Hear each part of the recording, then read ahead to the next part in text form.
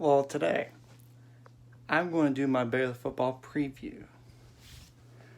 Let's just assume that everything goes as normal because we don't know what's going to happen from here. Ole Miss first game of the year, win. Though we got to be careful on the ground again. Our run defense against Ole Miss. Kansas, the following on September 12th, win. They haven't been relevant in football since 2008, so we've owned them for almost for a decade now, if not since 2009 or 2010. Doesn't matter. Cardinal word, win. Louisiana Tech, that's probably the second toughest non-conference game besides Ole Miss. But Louisiana Tech loses their starting quarterback. But they still went to a bowl game last year, and they lost a few pieces as well. But that should be a win on the 26th of September. For Oklahoma, I give us a half. And I'll explain why later. On the 3rd of October.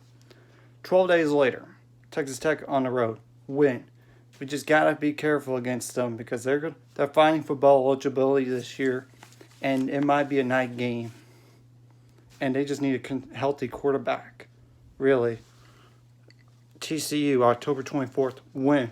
We got to be very careful about that team too, because not only we have last year like Texas Tech going to double or triple overtime, but TCU, they got J.D. Spielman, but the last time they had a wide receiver similar to him, the last 2 years, they only combined for 12 wins, 13 losses. So I don't know what to think about them. And the question is the offense. Oklahoma State, Texas on Halloween, loss. Though if Texas performs like last year, I say we could beat them. But I'm going to say a loss regardless. Oklahoma State on the 7th, I give us a half, and I'll explain that later. Iowa State on the road on the 14th, loss.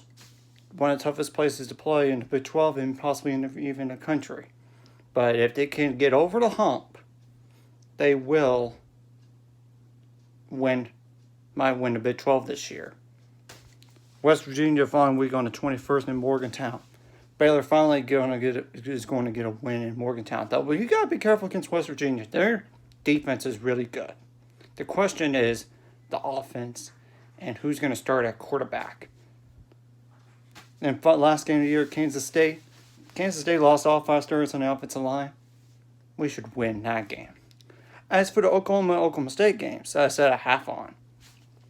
I believe Baylor could either beat Oklahoma on the road because Oklahoma's young at quarterback and the wide receiver core is very young as well. Sure, they actually have like 2 season-ending injuries already have wide receiver, or maybe even 3. Sure, like one of those is a grad transfer from UCLA. They have another one that's there from Marshall. And I don't know what to think. Oklahoma State, on the other hand, at home, they're a very tough team to beat this year. I think they'll win every big game they can, like Iowa State, Texas, and Oklahoma. But they will trip up against somebody on the road, unexpectedly. And we beat them the last 6 out of 8 times. So I think we could beat Oklahoma on the road this year. At home this year. To me, it's one or the other. Maybe even both if we're lucky. So really, 9-3 at best, or even 10-2 if you want to include both those wins. But that won't be enough to go to the Big 12 title game. Or worst case, 6-6 or 7-5, which to me, without spring football, that's enough. That's good enough for me under Dave Aranda. And if there is just a conference only, they will have a 10th game against an FCS opponent. That should be a win. And to make a bowl game for a 10-game season is 5-5, which I think we could do that.